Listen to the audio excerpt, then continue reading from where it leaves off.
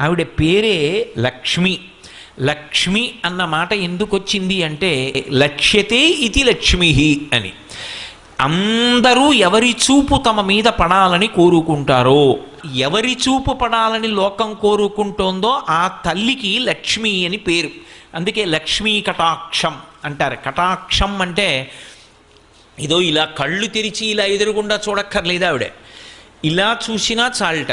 ఇలా క్రీగంట చూసిందనుకోండి కటాక్షం అంటారు. కటాక్షం అంటే కడగంటి చూపు, కంటి చివరి నుంచి చూసినటువంటి చూపు, పొట్టి చూపు అంటారు.